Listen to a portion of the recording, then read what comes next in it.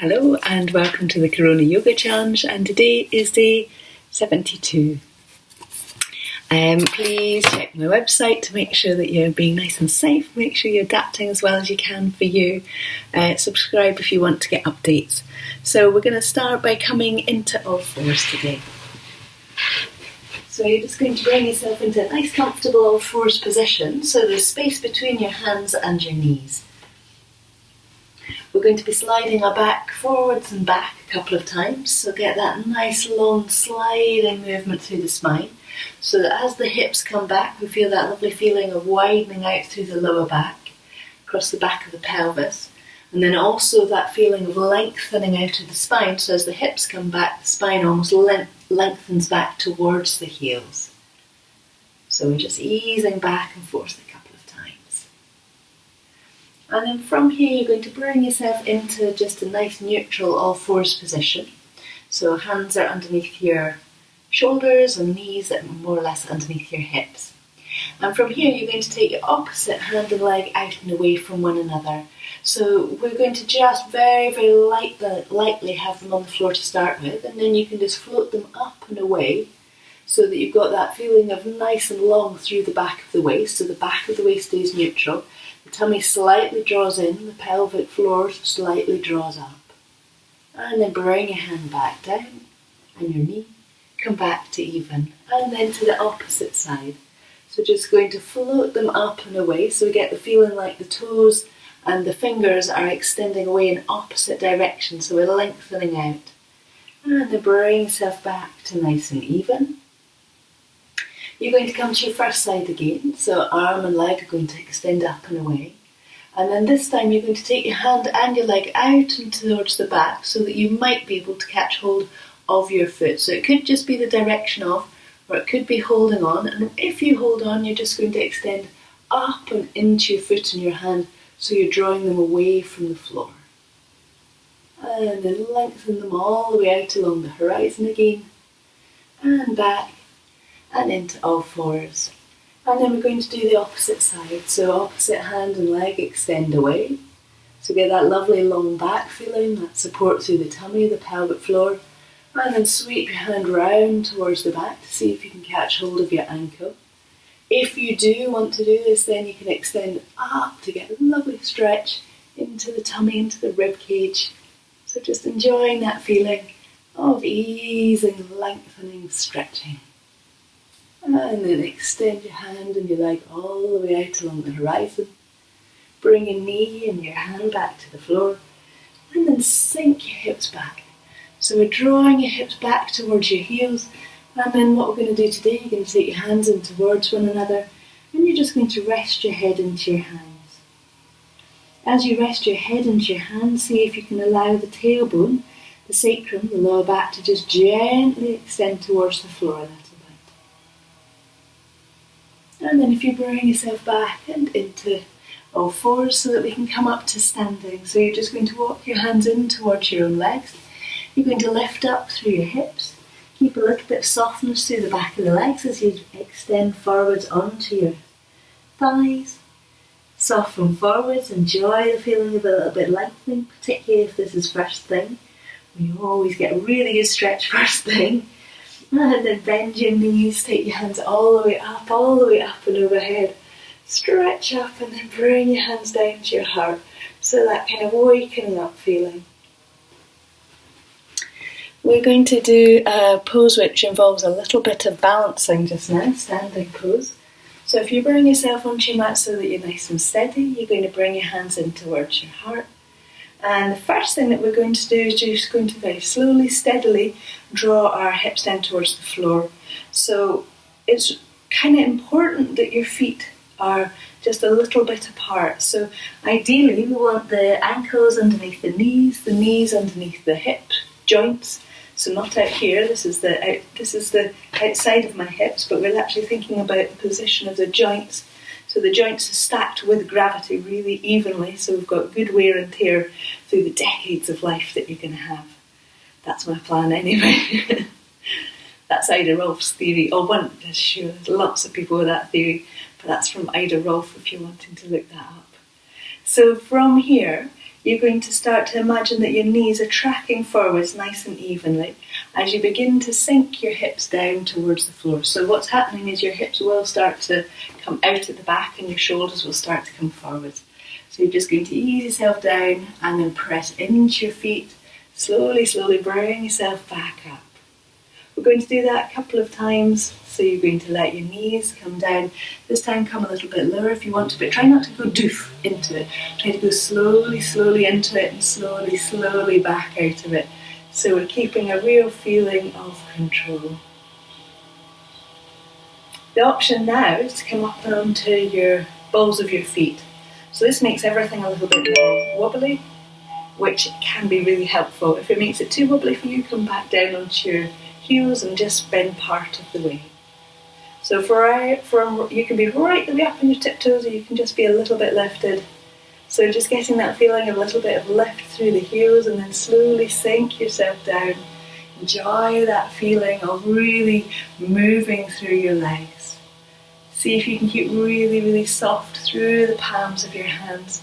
So we're using the legs to move and let your hands come down. We're going to do that one more time if you would like to. So we're going to come up and onto the heels this time. You're going to take your hands wide. Remember, we're going to try and keep our hands really relaxed and soft. So rather than the minute you notice something happening in your hands, then just pay attention to it. It's really helpful. So gently, gently sink down through your knees, hips sinking back, shoulders side, steady, and then slowly, slowly bring yourself back up, all the way back up, right onto the tips of the toes if you want. Heels sink down, hands come back to your heart. We're going to come to the floor now.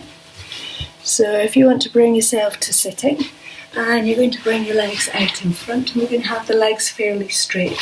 So we're going to have the legs so that the feet are extending up towards you. And this means that the pelvis, the front of the pelvis here ought to be lifting slightly forwards. So often you will need to bend your knees up so that that's possible. So we do not want to be twisting around like this. This is interesting. Good for modern dance, good every so often, but not good as a habit. So what we're wanting to think about in yoga is good habits. So ways that we're going to move lots of times. So lifting up through the back of the pelvis, a little lift up through the tummy. Hands going to rest onto your leg. Other hand onto the floor. Both shoulders soften down. And just ease yourself into the open space. And then bring yourself back to the centre. And then we're going to come over to the opposite side. So hand finds the floor. Tummy gently lifts, toes slightly draw up and towards you. We spiral round with the rib cage, soften down with the shoulders, lengthen up through the back of your neck. And then bring yourself back to the centre.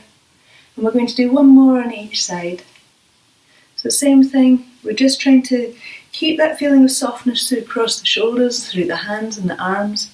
We're going trying to really find that feeling of work through the centre of the body, that lift up through the back of the waist, and that little lift through the back of the neck is so important. If you imagine somebody just gently got hold right underneath your skull, gently lifts you up, it's a really lovely feeling of an easy way to find that lovely alignment for the spine. Bring yourself back to the centre, and then to the opposite side. So same thing, lift up, round, soften with the shoulders, lengthen through the back of the neck.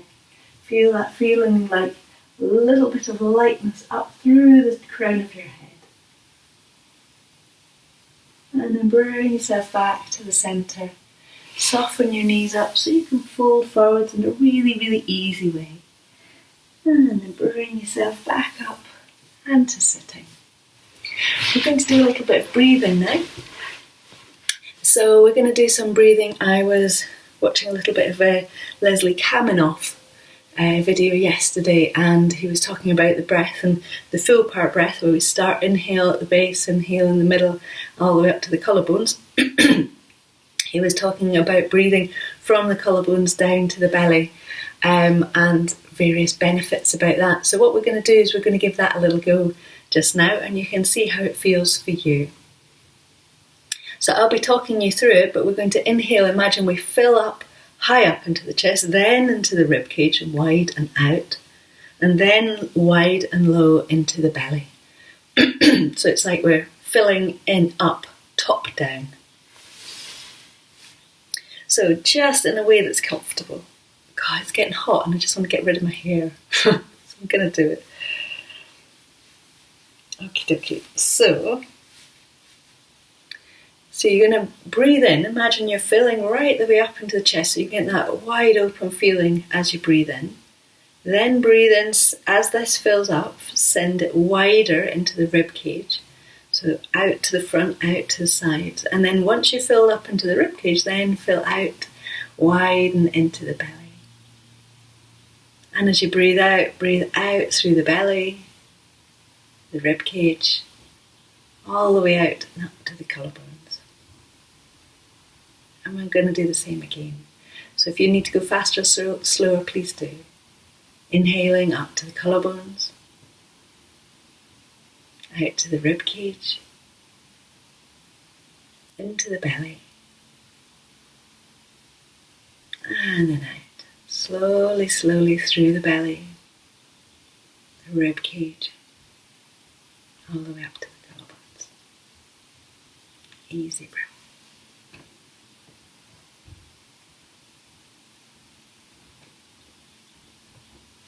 So just see if that works for you. It's another nice way of working. I'm not quite sure which I prefer. I can see benefits in both, but I'm going to explore a bit more. So my challenge for you today is to give yourself a DIY tattoo. There's nothing more fun than, well, maybe there is. Everyone likes different things, but I love a bit of drawing and a little bit of body paint. All great fun. And making yourself a little tattoo, I think, is a great plan for the day. I've got some henna just waiting there, but it says you've got to leave it on, put it on, and then leave the area of skin uncovered for 8 hours and undisturbed. I'm like, how's that going to work? So you never know. I might manage to get with the programme on such a sunny day and it'll dry nice and quickly. Anyway, my quote for you today is from the Upanishads. A little space within the heart is as great as this vast universe. A little space within the heart is as great as this vast universe. I hope you have a lovely day. I hope you enjoy the weather, whatever it is with you. Thank you.